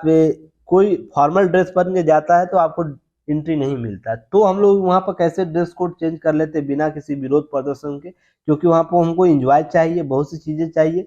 तो आप शांति के लिए कहीं जा रहे हैं, पूजा अर्चना क्या होता है, या किसी भी स्तर पर, या मस्जिदों में भी आप जाइएगा तो क्यों जाते हैं, इसलिए जाते हैं कि हमें कुछ वक्त के लिए अपने अंदर में शांति, अपने आंतरिक आत्मा में शांति महसूस हो। तो उसके लिए कुछ धार्मिक मान्यताएं हैं, कुछ कोड है, उसको पालन करना होता है। अब उसमें व्यक्ति विशेष को केवल इस आधार पर विरोध नहीं करना चाहिए कि मेरा मौलिक अधिकार है। और मैं हमेशा बोलता हूं, मौलिक अधिकार से कहीं अधिक मौलिक कर्तव्य आप पर जवाबदेह होना चाहिए। और जिस व्यक्ति ने मौलिक कर्तव्य को अधिक जवाबदेह बनाया है, वो कभी भी मौलिक अधिकार को लेकर न प्रश्नगत नहीं करेगा, क्योंकि उसे पता है कि मेरी सीमा क्या है, और जिसे सीमा पता है वो हमेशा मर्यादित होगा। तो ध्यान रखिएगा। इसी के साथ देखिए, तलुजा भवानी मंदिर में हाफ पैंट पहनने वाले को प्रवेश लगाया गया। तो ध्यान रखिएगा, आप पूजा अर्चना करना जा रहे हैं ना, तो आपका मर्यादित होना बहुत जरूरी है, ताकि एक पॉजिटिव मैसेज अन्य लोगों को जाए। अब मान लीजिए वेस्टर्न कल्चर वाले चीज आप पहन के जाइएगा, निकर पहन के जाइएगा, हाफ गंजी पहन के जाइएगा, बहुत सी चीजें पहन के जाइएगा, तो देखिए बहुत से लोगों को इसके लिए नेगेटिव सेंस उत्पन्न होता है। तो ये सब चीज़ें आपको सामने, यहाँ पर मौलिक अधिकार बना मौलिक कर्तव्य कॉन्सेप्ट आएगा, तो आप इसे उसी संदर्भ में केस स्टडी के तौर पर देखिएगा। अब रही बात मुसलमानों के प्रवेश पर रोक लगाने की, तो वो भी समझिएगा, ध्यान रखिएगा कि यहाँ पर 2-3 चीज़ों को ध्यान में रखने की जरूरत है कि धार्मिक या पंथ निरपेक्षता का अर्थ बिल्कुल भी यह नहीं है कि हम सभी के साथ समान व्यवहार करें। जैसे मुसलमानों की अपनी रीति रिवाज है, अपने रीति रिवाज, अपने कॉन्सेप्ट है पूजा अर्चना करने का, या जो भी उनके द्वारा किया जाता है उनका अपना है। हिंदुओं के द्वारा अपना पूजा अर्चना का कॉन्सेप्ट है, बौद्धों के द्वारा अपना है, जैनों के द्वारा अपना है, सिखों के द्वारा अपना है। अगर आप किसी में ट्रांसफर हो रहे हैं, मान लीजिए किसी के पूजा अर्चना में जा रहे हैं, तो उसके पूजा अर्चना के कॉन्सेप्ट को आपको समझने की जरूरत है। अगर मान लीजिए कोई हिंदू मुस्लिम के इबादत गृह में जा रहा है, तो आपका कल्चर कुछ भी हो, तो आपको मुसलमानों के इबादत कॉन्सेप्ट को जो भी उसका मॉडल होगा, जो भी ड्रेस कोड होगा, या जो भी पद्धति, उसके अनुसार आपको जाकर आचरण करना होगा। वैसे ही कोई हिंदू सिख वाले पूजा स्थल पर जाता है तो उसके कॉन्सेप्ट को अपनाना होगा। वैसे ही अगर कोई मुस्लिम आता है, हिंदू वाले में आएगा, सिख वाले में आएगा, जैन में जाएगा, या आपको बौद्धों में जाएगा, तो उसके पूजा अर्चना को कॉन्सेप्ट को समझना चाहिए। यही सबसे बड़ा मूल मंत्र है। अगर इसे जो लोग समझ लेंगे, ये चीजें आपके लिए आसान हो जाएगी। चलिए नेक्स्ट हम लोग बात करेंगे पीटी फैक्ट। आप यहाँ से भी कवर कर सकते हैं। सियाचिन गलियारा कितना है, 12,000 फीट की ऊंचाई पर है। तो ये पीटी फैक्ट यहाँ से बार बार प्रश्न पूछा जाता है, और सियाचिन को अच्छे से एक बार गूगल सर्च कर लीजिएगा आप लोग। अब वंदे भारत देश की गति को प्रगति दे रहा है, प्रगति का प्रतीक है, प्रधानमंत्री के द्वारा कहा गया है। अब एक क्वेश्चन का आंसर आप लोग यहां से दीजिएगा, भारत की नवीन अवसंरचना निर्माण जिसमें वंदे भारत महत्वपूर्ण योगदान स्थान रखता है, उसने कैसे भारत की गति और प्रगति का प्रतीक बनकर उभरा है, उन आधारों को रेखांकित करें। यह प्रश्न आप लोग फिर से सुन लीजिएगा और इसे उसका उत्तर 150 शब्दों में लिखने का प्रयास कीजिएगा। यूपीएससी वाले यूपीएससी ग्रुप में, बीपीएससी वाले बीपीएससी ग्रुप में, दैनिक जागरण वाला दैनिक जागरण ग्रुप में। और ये तीनों ग्रुप कहाँ है? युक्ति आईएएस का ऐप पर अवेलेबल है, आप उसे ज्वाइन कर लीजिएगा, आप उसे मिल जाएगा। चलिए आप ध्यान रखिएगा, यह यूपीएससी का जीएस पेपर 3rd में आएगा। और अवसंरचना विकास में आपको उड़ीसा में 8,000 करोड़ रुपये लागत से रेल परियोजनाओं का उद्घाटन किया गया है। तो बहुत से यहाँ पर योजनाओं को आपको किया गया है, उद्घाटन शिलान्यास किया गया, राष्ट्र को समर्पित किया गया है, सभी अंडरलाइन कर दिया गया। आप इसे क्या करना है, देख लेना एक नज़र, ताकि पीटी फैक्ट आप इसे कवर कर सके। और पीटी फैक्ट जो होगा आप उसे कवर कर ले, उस पर एक्सप्लेनेशन करने की क्या जरूरत है। चलिए नेक्स्ट हम बात करेंगे द केरला स्टोरी, बवाल हुआ तो हम जिम्मेदार नहीं, तृणमूल कांग्रेस के द्वारा बोला गया। अब ध्यान रखिएगा, यहाँ पर पक्ष और विपक्ष दोनों के द्वारा बातें उभर कर सामने आई। तृणमूल ने अपनी बातें रख दी, तो विपक्ष जो वहाँ कांग्रेस है, भाजपा है, उन्होंने क्या किया, मोरलन पुलिस को छोड़कर अपनी पुलिस संभाले। अर्थात एक कॉन्सेप्ट बताया गया है कि आपका जो मुख्यमंत्री है, काम पुलिस को संभालना है, आपका काम जो है, काम है पुलिस को संभालना, मोरल पुलिसिंग को देखना नहीं। लोग किसे स्वीकार करेंगे या नहीं करेंगे, उन पर छोड़ दीजिए। तो इंटरव्यू में आपसे यह प्रश्न यहाँ से पूछा जा सकता है कि मोरल पुलिसिंग क्या होता है और पुलिसिंग क्या होता है। तो ध्यान रखिएगा कि यहाँ पर, और पुलिसिंग को मोरल पुलिसिंग क्यों होना चाहिए, ये भी आपसे प्रश्न पूछा जाता है, बार बार इंटरव्यू प्रश्न पूछा जाता है। तो पुलिसिंग का अर्थ यह होता है कि जो हम व्यवस्था बनाए हैं, कानून और शासन व्यवस्था लागू करने के लिए एक संस्था का निर्माण किए, एक पद्धति का निर्माण किए, जिसमें पुलिस प्रशासन आता है, उसे पुलिसिंग, उसकी समस्त प्रक्रियाओं को वो स्थापना से लेकर निर्णय दिलाने तक जो कार्य गतिविधि करता है, उसे पुलिसिंग कहते हैं। उसी क्रम में बहुत से समाज के दायित्व को पूरा करता है, लोगों से जुड़ने का प्रयास करता है, अपने संस्थागत कॉन्सेप्ट से अलग हटते हुए क्या करता है कि लोगों के भावनाओं के साथ क्या करता है, जुड़ने का प्रयास करता है। तो उसे मोरल पुलिसिंग कहते हैं। पर यहाँ पर शब्द देखिएगा, यहाँ मोरल पुलिसिंग का शब्द कुछ अन्य वर्गों में रखा गया है। अर्थात मोरल पुलिसिंग कॉन्सेप्ट क्या है कि हम जनता के हित में, जनता के दिल में उतर के शासन प्रशासन को चलाएं। तो मोरल रूप से क्या होगी, उदार होगी। ऐसे पुलिस का कॉन्सेप्ट, पुलिस का छवि लोगों में क्या होता है, तो उस छवि को पॉजिटिव कॉन्सेप्ट में बदलने का प्रयास करता है मोरल पुलिसिंग। पर यहाँ पर शब्द उपयोग किसी अन्य अर्थों में किया गया है, उसे समझने का प्रयास है कि मोरल पुलिसिंग का काम जनता के हितों को पूरा करने में अपने सहयोगी तौर पर होनी चाहिए, और लोगों को डिसाइड करने दो कि आपका पुलिसिंग है या मोरल पुलिसिंग है। यहाँ संदर्भ समझिएगा। अब लोगों को यह डिसाइड करने दीजिए कि वो स्वीकार कर रहे या नहीं कर रहे। आपका काम है सुरक्षा देना, सुरक्षा दीजिए। अब जो इसमें होंगे, जो वर्ग होंगे, अगर हिंदू वर्ग विरोध करेगा, तोड़फोड़ करेगा, उसे सजा दो। मुस्लिम वर्ग करेगा या कोई अन्य करेगा, तोड़फोड़ करेगा, उसे सजा दो। अब तुम्हें ये डिसाइड करने का हक नहीं है कि मोरल होकर कि मुस्लिम पक्ष सही है और हिंदू पक्ष गलत है, या हिंदू पक्ष गलत है और मुस्लिम पक्ष सही है। ये तय करने का आपको डिसाइड किसी ने हक नहीं दिया है। आप अपना काम कीजिए और डिसाइड किसे करने दीजिए, जनता को करने दीजिए। तो ये बातें उभर कर सामने, इसे आप लोग देखिएगा। अब देखिएगा जीएस पेपर 1-2 के सांस्कृतिक विरासत न्यायिक निर्णय में जल्लीकट्टू और बैलगाड़ी दौड़ पर कानूनन वैध हुआ सुप्रीम कोर्ट में। अब ध्यान रखिएगा, अब 2-3 चीजें ध्यान रखिएगा। यहाँ पेटा एक संस्था है जो क्या करता है, जानवरों के हित में बात करता है, उसकी क्रूरता और उसे खेलों के बंद करने किए जाने की बात कर रहा है। अब ध्यान रखिएगा कि जानवर का जो कॉन्सेप्ट है, जानवर या जानवर के किसी भी रूप का भारतीय संस्कृति में उसका क्या स्थान है और यूरोपियन कंट्री में उसका क्या स्थान है, उस अंतर को अगर आप समझ लिए तो इसके कॉन्सेप्ट को समझ जाइएगा। क्यों भारत में जो भी जानवर है, जैसे दौड़ गाड़ी या इस प्रकार के जो जो आयोजन कराए जाते हैं, क्यों कराए जाते हैं, तो ध्यान रखिएगा कि जानवरों को, जो भारतीय संस्कृति में जानवर बैल हो या सांड हो या तो गाय हो या तो और भी जो जीव जंतु हैं, उसका इसलिए किया जाता है कि हमारे विकास का द्योतक माना गया है, विकास का, शक्ति का, शांति समृद्धि का, या तो फिर आपको संपदा का, संपदा विकास का। जिस प्रकार से जल्लू कट्टू कराया जाता है या बैलगाड़ी दौड़ होती है, कब होती है, ध्यान रखिएगा। अब उसको आगे बढ़ने से पहले मैं एक चीज बताता हूँ, यहाँ पर स्टालिन के द्वारा एक बात की गई, यहाँ पर देखिएगा कि पोंगल सीजन में इसे विजयवस्तु। अब पोंगल सीजन कब मनाया जाए, नए फसलों के उत्पादन के बाद सांस्कृतिक रूप से तमिलनाडु के लोग क्या करते हैं कि जुटते हैं, उसके बाद पोंगल सीजन करते हैं, उसके बाद दौड़ होता है।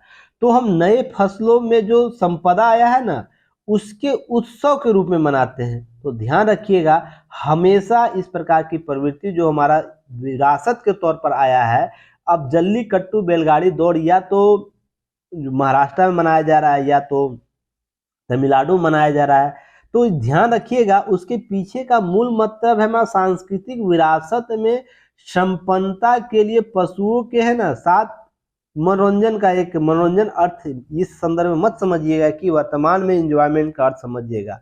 हम उस समय क्या मनोरंजन के तौर पर लाते थे, हमारे पास संपदा मनोरंजन के लिए यही था, लोग इससे उत्साहित हो, एनर्जेटिक हो, ये कॉन्सेप्ट था पहले ना।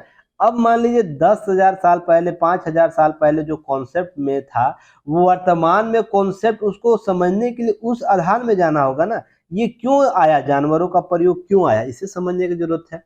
तो सारा संपदा आपको, पहले तो युद्ध हुआ करता था गाय के लिए, याद है ना आप लोग को, आर्य समाज में युद्ध हुआ करता था, और सारी संपदा का अर्थात जो सबसे, जिसके पास सबसे अधिक गाय होगा वो उस कुल का सबसे अमीर राजा, अमीर व्यक्ति हुआ करता था। तो हमारे संपदा का पहचान ये था, और हमारे सांस्कृतिक विरासत के तौर पर इनका प्रचलन हमारे त्योहारों में, हमारे अवसरों पर देखने को मिला है।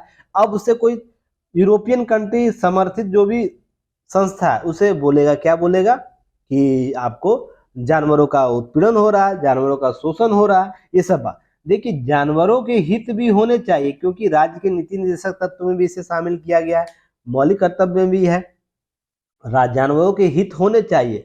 पर ध्यान यह भी रखना चाहिए कि मानवीय संस्कृति में, हमारी सांस्कृतिक विरासत में, परंपराओं में किस प्रकार के आयोजन किस रूप से किए गए हैं, ध्यान रखिएगा उसकी। अगर मान लीजिए जानवरों के, अब हम गाय को माता मानते हैं, तो बहुत लोग हैं क्या बोलते हैं, तो सांड को पिता मानोगे, तो इसका मतलब गांधी जी को हम लोग मर्यादित रूप से राष्ट्र का पिता मानते हैं, तो उनकी पत्नी को क्या बोलेंगे, तो हमारे माँ बाप जो भी अपनी माँ है उसके, गांधी जी को उनका पति मान ले, अपनी माँ को या आपकी माँ को या सभी लोगों की माँ जो भारतीय है उनकी उनका हस्बैंड मान ले, नहीं। यह सांस्कृतिक रूप से या तो भावनात्मक रूप से जुड़ा हुआ है कि हम गांधी जी को अपना राष्ट्रपिता मानते हैं, तो राष्ट्रपत्नी कौन होगी, हमारी माता होगी, आपकी माता होगी, सबकी माता होगी, तभी तो पिता कहलाएंगे। तो ये भावनात्मक रूप से जुड़ा हुआ, कोई व्यक्ति विशेष आके यहाँ पर शुरू कर देगा कि गांधी जी को क्यों राष्ट्रपिता बोला जाए, उनको हटा दिया जाए, राष्ट्रपिता नहीं हो सकते, ये भावनात्मक होता है। उसी प्रकार गाय के संदर्भ में समझने का प्रयास किया। बहुत से लोग बोलते हैं राष्ट्र माता के, राष्ट्रीय माता कैसे होती है गाय, गाय कैसे हो सकती है, अरे बुद्धिजीवी लोग, ज्यादा बुद्धिजीवी हो गए हैं जो लोग, ये समझने का प्रयास कीजिएगा। गाय अगर माँ का दूध है ना, माँ का दूध अगर नहीं उतरता है, अर्थात बच्चे के लिए या तो उपयोगी नहीं हो पाता है, मान लीजिए किसी कारण से माँ में बीमारी है, माँ के स्तनपान में कोई बीमारी आ गया है, या तो माँ को दूध नहीं उतर पाता है, या किसी प्रकार से और भी चीजें होती है जिसके वजह से बच्चे को पूर्ण दूध नहीं मिल पाता था, पेट भरने भर दूध नहीं मिल पाता, तो गाय का ही दूध उसे पिलाया जाता है, किसी अन्य जानवर का नहीं पिलाया जाता है, ध्यान रखिएगा। और गाय जिस प्रकार माँ अपने बच्चे को सिंचती है ना, उसी की तरह गाय का दूध भी सिंचित किया जाता है, इसलिए समतुल्यता के आधार पर गाय को हम माँ मानते हैं। तो ये कॉन्सेप्ट जिस दिन आप समझ जाइएगा, तो ये सारे कॉन्सेप्ट समझ जाइएगा, कुछ चीजें सांस्कृतिक रूप से, कुछ रूप से भावनात्मक रूप से, कुछ रूप से धार्मिक रूप से, कुछ रूप से प्रचलनीय परंपराओं के रूप से हम उसे अपने जीवन शैली में शामिल किए हुए। तो ज्यादा बौद्धिकता को है ना हर चीज में डालने की जरूरत नहीं। यही मैं बोलता हूं कि सीमा है ना का उल्लंघन नहीं करना चाहिए। मैं निसंदेह बोलता हूं कि जो क्रूरता हो रही जानवरों पर उसे रोकने की जरूरत है, पर इस संदर्भ में बिल्कुल भी नहीं है कि जो सांस्कृतिक मान्यता है। अब इसी तरह बोलिएगा मुसलमानों में एक त्यौहार है, मुस्लिम वर्ग में एक त्यौहार, आप बोलिएगा मुस्लिम को टारगेट करने में, टारगेट नहीं कर रहा, एक एग्जाम्पल दे रहा हूँ, जैसे हिंदुओं का टारगेट एग्जाम्पल दिया उसी तरह मुसलमानों में किस पर्व में है, कुर्बानी देना रहता है कुछ प्रिय वस्तु का। पहले तो प्रिय लोगों का दिया जाता है, बकरा लोग पालते हैं कुछ वर्षों तक, उसका हलाल करते हैं। अब मुस्लिम लोगों को यह बोलने शुरू कर दीजिएगा भाई ये तुम क्यों कर रहे हो, तो ये भाई इनका सांस्कृतिक विरासत है, परंपरा के तौर पर ये है। अब ये क्रूरता के रूप में देखने शुरू कर दीजिएगा तो हर चीज का अर्थ का अनर्थ शुरू हो जाएगा। हमें एक सोसाइटी में जीवंत रहने के लिए, हमारे सोसाइटी से जुड़े रहने के लिए, अपनी परंपराओं से जुड़े रहने के लिए कुछ पौराणिक रूप से है ना हमें मान्यताओं को अपनाए रहना चाहिए। नहीं तो क्या होगा, ज्यादा बौद्धिकता, ज्यादा लोकतांत्रिक मान्यताओं के संदर्भ में बातें करना शुरू कर देंगे ना तो क्या होगा, हम हायरार्की सिस्टम समाप्त कर देंगे। आप पढ़े हुए ना जो खाद्य खाद्य जो सर्किल है, पिरामिड है, उसको पढ़े होंगे, तो उसे आप लोग समाप्त कर दीजिएगा। हर किसी का हर स्थान पर यहाँ पर कॉन्सेप्ट दिया हुआ है, समाज में उसका दायित्व क्या है, कर्तव्य क्या है, उसे दिया हुआ, उसे समझने का प्रयास कीजिएगा, ज्यादा चीजों को समझने का प्रयास नहीं कीजिए, बस सिंपल सा अर्थ यही समझने का प्रयास कीजिए। अब नेक्स्ट बात करें, गुलाम कश्मीर निर्णायक फैसले लेने का समय आ गया है। तो ध्यान रखिएगा यह यूपीएससी के जीएस पेपर 2 यांत्रिक सुरक्षा और राज्यों के गठन के संदर्भ में पूछा जा सकता है, क्योंकि केंद्र राष्ट्र प्रदेश बनाने के संदर्भ में इसमें बातें की गई है। देखिए पाकिस्तान का हाल बुरा है, तो अभी मौका है, क्या कर सकते हैं, पाकिस्तान अपने अस्तित्व के सक्षम संकट में एहसास तक नहीं है उसे, तो हमें क्या करना चाहिए, गोवा के जो संघाई सहयोग संगठन हुआ था वहां पर जो पाकिस्तान के विदेश मंत्री बिलावल भुट्टो 370 के भारत पाकिस्तान वादा की बात करते, तो भारत के जो विदेश मंत्री एस जयशंकर उन्हें स्पष्ट जवाब दिया और बोला कि पाकिस्तानी आतंकवादी उद्योग प्रवर्तक और प्रवक्ता हैं। 370 अब इतिहास है, और इसे कश्मीर पर जो कश्मीर प्रकरण में पाकिस्तान के लिए मात्र गुलाम कश्मीर को खाली करना ही बाकी रह गया, इसके अर्थ बहुत लगाए जा रहे हैं। इसी के संदर्भ में ये बातें उभर कर सामने, क्या अब वास्तविक समय आ गया है कि गुलाम कश्मीर जो है, आप मैप देखते होंगे इंडिया का, तो यहाँ पर आपको ऐसे मैप दिखता होगा, एक ऐसे क्षेत्र दिखता होगा, यहाँ पर कश्मीर दिखता होगा, लद्दाख को हम लोग ऐसे लिखते, पर यहाँ पर आपको कलर यहाँ पर दिखाता होगा, गुलाम कश्मीर इसको बोला जाता है। जो पाक ने अधिकृत कर लिया था 1947 के संदर्भ में, सीज फायर का कॉन्सेप्ट दिया गया था, उस समय उसने हथियार लिया और खाली नहीं किया, तो इसी को खाली करने, इस पर अब भारत का बातें की गई है, भारत के द्वारा की अब इतिहास हो गया। और जो कश्मीर प्रकरण में गुलाम कश्मीर खाली करना ही बाकी रह गया, ये दो टूक शब्दों में कहा गया, तो सही समय है, गर्म लोहा है, हथौड़ा पीटने का बात की जा रही है कि गर्म लोहा है तो पीट दो, आकार जरूर आ जाएगा, तो यही बातें हुई है। तो उससे पहले ध्यान रखिएगा, कश्मीर युद्ध में 1 जनवरी 1949 को अस्थायी युद्ध विराम के बाद हमारी नीति होनी चाहिए थी कि, लेकिन नेहरू जी के द्वारा क्या, भारत के तरह कश्मीर को भी बांट देने का आमादा थे। ये देखिए 2-3 चीजें मैं पहले भी अपने मित्र के साथ, रवि सर के साथ ही बातें हमेशा बोलता था, और आज भी मैं आप लोगों को बोलूंगा कि निसंदेह जवाहरलाल नेहरू का योगदान हमारे राष्ट्र निर्माण में अमिट है, उसे मिटाया नहीं जा सकता, उसे कम आका भी नहीं जा सकता है। इंदिरा गांधी जी का भी कुछ ऐतिहासिक साक्ष्य ऐसा है जो हमें राष्ट्र निर्माण में बहुत ही महत्वपूर्ण योगदान है, उनके योगदान को छिपाया नहीं जा सकता है या कम आका नहीं जा सकता। पर इन दोनों व्यक्तियों के द्वारा, व्यक्ति प्रधानमंत्री जो व्यक्तिगत तौर पर प्रधानमंत्री रहे हैं, उनके द्वारा कुछ गलतियां, ऐतिहासिक गलतियां जो कर दी गई हैं, जो है ना, जिसका खमियाजा भारत को बहुत लंबे समय तक भुगतना पड़ेगा। जिसमें पहला जवाहरलाल नेहरू के द्वारा यह सीज फायर का उल्लंघन जो कॉन्सेप्ट था, जहां पर हमारी सेना पाकिस्तानी सीमा तक जा चुकी थी, उसके बाद सीज फायर हो जाता है तो हम अपनी सेनाओं को वापस ले लेते हैं, पर पाकिस्तान की सेना जो है, जो चीन जो आपको अधिकृत गुलाम कश्मीर, वहां से वापस नहीं आती है। उसके बावजूद भी पुरजोर से रूप से हम क्या करते हैं, आप अंतर्राष्ट्रीय मंचों पर इसका उल्लंघन के लिए हम संयुक्त राष्ट्र में हम बातें नहीं रख पाते हैं, बेहतर कंट्राडिक्ट नहीं कर पाते हैं, ये एक गलती थी। दूसरी कि चीन को है ना अस्थायी सदस्यता दे देने के लिए जवाहरलाल नेहरू का ऑफर, यह कहीं ना कहीं हमारे लिए हमेशा घातक रहेगा। आज भी हम अस्थायी सदस्यता के लिए छटपटा रहे हैं। ध्यान रखिएगा कि जिसे संयुक्त राष्ट्र ने भारत को ऑफर किया था और भारत ने क्या बोला था, चीन को यह ऑफर कर दिया, तुम अभी बन जाओ चीन, क्योंकि उस समय चीनी भाई भाई का कॉन्सेप्ट चल रहा था। यह जो दो गलतियां जवाहरलाल नेहरू जी के द्वारा किया गया था, जो भारत को कहीं ना कहीं लंबे समय तक यह इसका भुगतान करना होगा। दूसरी गलती इंदिरा गांधी जी की थी, एक गलती और थी, जब 93,000 सैनिक पूर्वी पाकिस्तान के युद्ध में बांग्लादेश निर्माण के तौर पर समर्पण कर रहे थे, इंदिरा गांधी जी ने तत्कालीन जो प्रधानमंत्री पाकिस्तान के थे उनके बातों में आकर, कूटनीति में आकर फंस गई और बिना शर्त के है ना, बिना शर्त का उन्हें जाने दे दिया। विश्व का प्रथम ऐसा साक्ष्य देखने को मिला था जहां पर एक जीती हुई सेना ने क्या किया कि कूटनीतिक स्तर पर हार झेली है।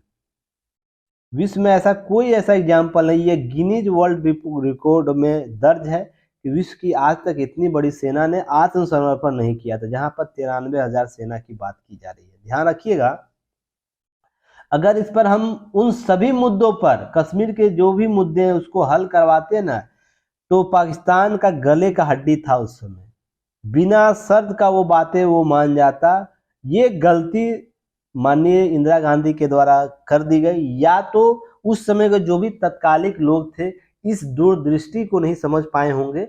यह गलती जो लंबे समय तक हमें इसका खमियाजा भुगतना पड़ेगा। नहीं तो समझ सकते जिस देश की सेना 93,000 सेना हमारे सेना के पैरों तले आत्मसमर्पण कर चुकी है, उस देश की स्थिति समझ रहे होंगे क्या होगा, जनता में क्या आक्रोश होगा और वो किस हद तक जाकर हमारी बातों को मान सकता था। हम वो सारी कूटनीतिक चालें उस समय करते हैं, पर हम क्या हो जाते हैं कि हम आदर्शवादी किसी समय में हो जाते हैं। तो गीता का सार आपको समझने की जरूरत होगी। युद्ध है ना, युद्ध रणभूमि में नहीं जीती जाती, मन भूमि में जीती जाती है। ये कॉन्सेप्ट आप पढ़े होंगे, यह चीजें समझने का प्रयास कीजिएगा। अगर इस चीज को समझ गए तो इन सब चीजों को आसान होगा समझने में, और यही सब बातें आपको यहाँ पर की गई है। देखिए पाकिस्तान में विवाद उत्पन्न हो गया है कि पाकिस्तान के जो पूर्व प्रधानमंत्री इरमान खान है उनके द्वारा भी बोला गया कि 93,000 सैनिकों सरेंडर करके आई, उसके बाद भी पाकिस्तान आम नेताओं में विवाद है, तो उनका आपसी चीजें हैं। पर हम अपने तरीके से क्या कर सकते हैं, गुलाम कश्मीर में जो खाली कराने की बात हो रही है, चीन इसका लाभ लेता है, कभी भी हम उस पर दबाव नहीं बोल कर पाते, फिर भी वो शायद चीन में सी पैक का कॉन्सेप्ट लेकर आया। रीजन उसके पीछे है कि हमारी भूमि पर वो अपना जो भी बना रहा है, उसके पीछे का क्या है कि हम इस पर शक्ति संतुलन स्थापित नहीं कर पाए। और अभी वर्तमान लोहा गर्म है, मार दो हथौड़ा और एक अभियान कर ही लो। आदर्श है ना, आदर्श तभी तक कायम रहते हैं जब है ना आपकी राष्ट्र की संप्रभुता डैमेज नहीं होती है। यह कब तक आप राष्ट्र की संप्रभुता को पाकिस्तान के झोली में डाल के रखिएगा, उसके पैर के तलों तले रोंद के रखिएगा। ये राष्ट्र प्रमुख के लिए भी एक चेतावनी की चीज है, इसे समझने का प्रयास है व्यक्ति विशेष के तौर पर भी, कि हमारी राष्ट्र की संप्रभुता उसके पैरों पास दबी हुई है। सोच देखिए, हम कितना भी विकसित हो जाए, इस कलंक से कभी पीछे हो सकते कि हमारा जो एक भाग है वो किसी दूसरे देश के द्वारा क्या किया हुआ है, हड़पे हुए है। तो इसे समझने का प्रयास कीजिएगा, जो हमसे अलग हुआ वही हड़पने का प्रयास कर रहा है। ये सब चीजें आपको यहाँ समझने की जरूरत होगी। और कश्मीर को लेकर यही सब बातें उभर कर सामने, ये 370 के बातों में हम क्या कर सकते हैं, एक केंद्र शासित प्रदेश का गठन कर सकते हैं जहाँ पर गुजर बकरवाल जो होंगे, पश्चिमी कश्मीरी क्षेत्र होंगे, कुपवाड़ा, हंडपाड़ा, उड़ी, पुंछ, राजौरी जैसे क्षेत्र पर्वतीय क्षेत्र आते हैं, उसमें हम एक केंद्र शासित प्रदेश गठित कर सकते हैं। और एक बड़ा क्षेत्र जो होगा विकास के लिए मुंह जो हो रहा है राष्ट्रीय मुख्य धारा से जुड़ने का, बाट जोड़ा उसे हम नए विकास के मानक तय कर सकते हैं। ये सब बातें की गई है, तो बैकग्राउंड में आप इसे समझने का प्रयास कीजिएगा। अगर हम ऐतिहासिक रूप से अगर चीज़ों को नहीं समझने का प्रयास करेंगे तो आने वाले समय में हमारी संप्रभुता पर ही प्रश्न चिन्ह खड़ा हो जाएगा। अब देखिएगा, यह टॉपिक मैं बार बार कवर करता हूं, और याद रखिएगा यूपीएससी में इस बार इससे प्रश्न मेंस में आने वाले हैं। आज ही मैंने गेस कर दिया हूं, आपको जरूर आने चाहिए इससे संबंधित प्रश्न, क्योंकि पूर्वोत्तर में बहुत काम इस साल हुआ, और हमेशा वर्तमान 2014 के बाद सरकारें जो थी, कोई भी किसी भी पार्टी की सरकार है, वो अपेक्षित रूप से जितना भारत के अन्य क्षेत्रों में योजनाएं देती थी उतना पूर्वोत्तर भारत में नहीं देती थी। पर वर्तमान 2014 के बाद स्थिति बदली है। वर्तमान में बहुत से कार्य पूर्वोत्तर क्षेत्र में हुए हैं, तो ये रोड मैप तैयार हो गया है पूर्वोत्तर के विकास के लिए, अवसंरचना विकास के लिए। इससे जुड़े बहुत से निर्णय आपको एग्जाम में देखने को मिल जाएंगे, प्रश्न पूर्वोत्तर से क्षेत्र देखने को मिल जाएगा। वेट कीजिएगा मेंस का, वहां प्रश्न जरूर मिलेगा। अब ध्यान रखिएगा इसमें क्या क्या बात की जा रही है। तो रेल मार्ग की बात की जा रही है, 7 सितवे बंदरगाह की बात कर रहे, हल्दिया कोलकाता म्यांमार कालादान नदी जो माध्यम परिकल्पना जो की गई थी मिजोरम को जोड़ने का, कनेक्टिविटी की बात की गई है, और इस पर पहले भी मैं चर्चा कर चुका हूँ। फिर उसके बाद आपको सिलीगुड़ी कॉरिडोर की बात की गई है, इसे भी आप लोग देख लीजिएगा।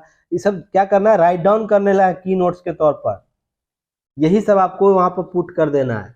और यह क्यों जरूरी है, तो चिकन नेक कॉन्सेप्ट जो मैंने हाल ही में चर्चा किया था, आप लोग को याद होगा, जो पूर्वोत्तर का भारत है, चिकन नेक जो कॉन्सेप्ट है, इसको बचाने के लिए क्या कर रहे हैं, हम इधर से जोड़ने का प्रयास कर रहे हैं, और एक भूमि इधर से हम जो कहाँ तक थाईलैंड तक जाने का बात कर रहे हैं, लंबा हाईवे जो बनाने का म्यांमार थाईलैंड सुपर हाईवे की बात की है, तो दोनों तरीके से हम जोड़ने का प्रयास कर रहे हैं। तो ये भी हम इस विपत्ति जो चिकन नेक कॉन्सेप्ट का जो डर रहता है उसको दूर करने का प्रयास, हाल ही में इस पर न्यूज एनालिसिस किया हूँ, तो आप इसे भी देख सकते हैं। अब ध्यान रखिएगा इस पूर्वोत्तर को इससे लाभ क्या हुआ, ध्यान रखिए एक्ट ईस्ट पॉलिसी इससे पूर्वोत्तर के विकास को जोड़ा है। दक्षिण पूर्व एशिया सुनिश्चित करने के लिए बात की गई है। पूर्वोत्तर राज्यों की राजधानी जो ब्रॉड गेज रेल लाइन से जोड़ा गया। देखिए इससे पहले आज़ादी के बाद 2014 से पहले ब्रॉड गेज लाइन केवल कुछ असम तक के राज्य सिलीगुड़ी तक ही सीमित है। आप मिजोरम में अब ईटानगर तक, अरुणाचल प्रदेश, त्रिपुरा तक के लिए ब्रॉड गेज लाइन जोड़ दिया गया। तो कहीं ना कहीं देखिए बहुत बेहतर काम हुआ है। सरकार के इस काम की सराहना होनी चाहिए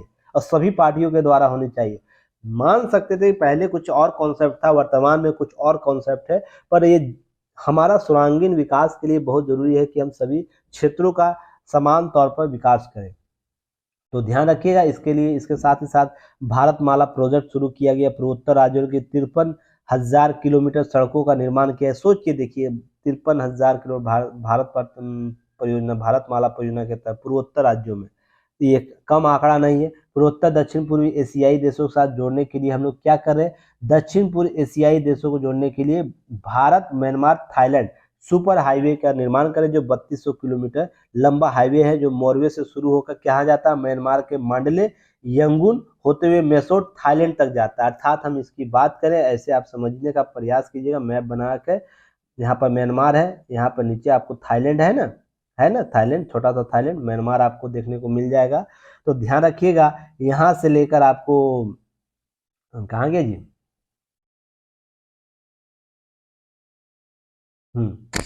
आपको यहाँ से शुरू होता है, आपको शुरू होते हुए जाता है म्यांमार, म्यांमार होके आपको थाईलैंड तक जाता है, और यह यहाँ से लेकर फिर कलकत्ता भी जाता है। ये अलग रोड है, यहाँ से लेकर आपको यहाँ तक जाएगा। तो ये आपको इससे संबंधित पिक्चर में जब ऐड करूंगा तो इसका पिक्चर में डाल दूंगा, तो इसे देख लीजिएगा पीटी फैक्ट के तौर पर। अब देखिएगा कामकाजी महिलाओं के हित में प्रासंगिक है निर्णय। यह यूपीएससी के जीएस पेपर 2 आपको महिला सशक्तिकरण कानूनी संरक्षण के संदर्भ में बातें की जा रही है। अब ध्यान रखिएगा इससे संबंधित महिलाओं के अधिकार से संबंधित मैंने 27 दिसंबर 2022 को न्यूज एनालिसिस किया हूं। तो ध्यान यह रखना है कि 27 दिसंबर 2022 का जाके वीडियो देख लीजिएगा, आपको सारी चीजें क्लियर हो जाएगी, जिसमें मैंने बहुत सी चीजें बातें की है। फिलहाल आपको याद रखना है यहाँ पर क्या देखिए यहाँ पर कार्यस्थल पर महिलाओं के यौन उत्पीड़न रोकथाम और जो कानून है उसके संदर्भ में बातें की जा रही है। 2013 में संशोधन की बात की जाए, और जिसमें यह बातें की गई थी कि गंभीर अनियमितता होने पर रोष प्रकट करने के महत्वपूर्ण एरोलिनो फर्नांडिस बनाम गोवा राज्य मामले में जस्टिस क्या बोपन्ना के द्वारा ये बात की गई थी कि हेमा कोहली के द्वारा पीठ में 12 मई को दिए गए निर्देश में क्या बोले, कार्य स्थल पर कामकाजी महिलाओं को यौन उत्पीड़न के अधिनियम के बारे में निर्देश दिया, जहां पर आंतरिक और कमेटी बनाने की बात की गई थी। उसी के संदर्भ में ये चीजें उभर कर सामने है। ध्यान रखिएगा, जितने भी मंत्रालय हैं उनको और सभी निकायों को, सरकारी सार्वजनिक उपक्रम के, यहाँ तक निजी, सभी को यह बातें बोली गई थी कि आंतरिक या स्थानीय शिकायत समिति का गठन करें, ताकि महिलाओं को यौन कार्यस्थल पर यौन उत्पीड़न से संबंधित मामलों की जांच की जा सके। इस पर बात हुई है, ताकि नियम उन्मुखी कार्यक्रम चलाया जा, संरचना संबंधित बातें की गई थी। बहुत सी चीजें यहाँ पर बातें हुई है। निजी सेक्टर में बात हुई है। अंतर्राष्ट्रीय कानून 1980-93 में हम स्वीकृत होते हैं। 97 विशाखा बनाम राजस्थान गाइडलाइंस आता है, जिसमें सुप्रीम कोर्ट ने यह बातें की, यौन उत्पीड़न से सुरक्षा और गरिमा के कार्य करना लिंग समानता में शामिल है, जो सार्वभौमिक रूप से स्वीकार मानव अधिकार है, जिसमें वैश्विक स्वीकृति प्राप्त है। तो विशाखा गाइडलाइंस हमेशा चर्चा में रहता है। आपसे प्रश्न पूछा जाता है इंटरव्यू में, खासकर महिलाओं से तो ये जरूर पूछा जाता है, अच्छा बताइए, आपको महिला है तो यौन उत्पीड़न के संबंधित में आपको क्या क्या समस्या उत्पन्न होती है, तो आप बताते हैं। उसमें विशाखा गाइडलाइंस आपसे सुनना चाहता है, और जो महिला अगर विशाखा गाइडलाइंस को नहीं बता पाता है, तो उसको कहीं ना कहीं लगता है कि अपने ही अधिकार से जब परिचित नहीं, तो अन्य लोगों के अधिकारों को कैसे संरक्षित करेगी। तो इस प्रकार के जो भी है कॉन्सेप्ट आपको याद होने चाहिए, पता होने चाहिए। अब बात करते हैं 2007 से 2013 यौन उत्पीड़न के मामलों में जो बातें की गई है। ध्यान रखिएगा, 2013 संसद में कार्यस्थल पर निवारण लाया गया था कानून, उसके संदर्भ में चर्चा की जा रही है। आपको ये सब एक्ट मैंने पहले भी चर्चा किया, ऐसा नहीं कि पहली बार, वो मैं अभी बताऊंगा कब कब चर्चा हुई है। और साथ ही साथ में देखिए, यहाँ पर भारतीय दंड संहिता के धारा 35A के तहत यौन निवारण अधिनियम के अनुसार कोई भी शारीरिक संपर्क की मांग या अनुरोध, यौन टिप्पणी करना, अश्लील साहित्य दिखाना, यौन प्रकृति को कोई अन्य वांछित जो शारीरिक मौखिक अनावरण है उसका करना, कहीं ना कहीं आपको यह उत्पीड़न के श्रेणी में आता है और दंडनीय अपराध है, और दोषी पाए जाने पर 3 साल तक का कठिन सजा है। तो ये सब अधिकार प्राप्त है, और कितने महिला लोग जानते हैं इसके लिए भी एक समस्या है। और साथ ही साथ इसमें बहुत सी चीज़ें, देखिए जब मैंने आप लोगों को 27 दिसंबर 2022 का न्यूज एनालिसिस किया था, तो उसमें देखिए क्या क्या टॉपिक को कवर किया था, उसी के संदर्भ में आपको चीज़ें। तो सर्वोच्च न्यायालय ने पहले तो घरेलू महिला हिंसा संरक्षण अधिनियम 2005 के बारे में चर्चा किया। ये आपको PDF में अवेलेबल करा दिया जाएगा, इसलिए आपको ज़्यादा ध्यान नहीं देना है, वहीं से आप लोग इसे देख लीजिएगा, कवर कर लीजिएगा। उसके बाद घरेलू हिंसा क्या है उस पर मैंने चर्चा किया हूँ, तो इस वीडियो को जाकर देखिए, बहुत सी बातें वहाँ भी बताई गई है, तो इसे आप एक बार देख लीजिएगा। उसके बाद नेक्स्ट है घरेलू हिंसा 2005 के संदर्भ में चर्चा की गई है। उसके बाद महिला उत्पीड़न होने के क्या क्या कारण होते हैं उस पर भी चर्चा की गई है, उसे भी आप लोग जाके देखिएगा। साथ ही साथ घरेलू हिंसा अधिनियम में हिंसा का अर्थ क्या हम समझते हैं, शारीरिक हिंसा क्या है, यौन हिंसा किसे हम कहते हैं, भावनात्मक दुरुपयोग जिसे हम हिंसा क्या कहते हैं, उसके किसी व्यक्ति को उसके परिवार दोस्तों द्वारा कैसे हिंसा की जाती है, आंकड़े क्या कहते हैं, सभी पर हम लोग बात करते हैं। राष्ट्रीय सर्वेक्षण 2004 जो 2015-16 जो आंकड़े दिए थे उसके संदर्भ में हम लोग आंकड़ों की बात किए थे। उसके बाद यूएन जो वुमेन है, यूनाइटेड नेशन एंट्री ऑफ और gender equality of the empowerment women, UN women के अनुसार जो 2009-20 का जो आंकड़ा आया था उस पर भी चर्चा किए थे। 21-22 की तुलना में 22-23 का भी हम लोग आंकड़ा किए। उसके भारत में घरेलू हिंसा से संबंधित आंकड़े क्या थे उस पर भी मैंने चर्चा किया था। तो याद रखिएगा, सभी कानून आप लोगों को पता होना चाहिए, आंकड़े पता होना चाहिए, नोट याद रखिएगा, बिहार की स्थिति क्या है। फिर विधिक सेवा प्राधिकरण नालसा की मैंने चर्चा किया था, क्यों यह स्पेशल हो जाता है महिला उत्पीड़न के संदर्भ में, अगर इस प्रकार का आंतरिक कमेटी नहीं होता तो नालसा भी एक कॉन्सेप्ट आता है, तो उससे क्यों जरूरी हो जाता है, इस पर भी मैंने चर्चा किया था। तो ये सब सारी चीज़ों पर चर्चा किया हूँ, जाके आप 27 दिसंबर 2022 का वीडियो एक बार देख लीजिए।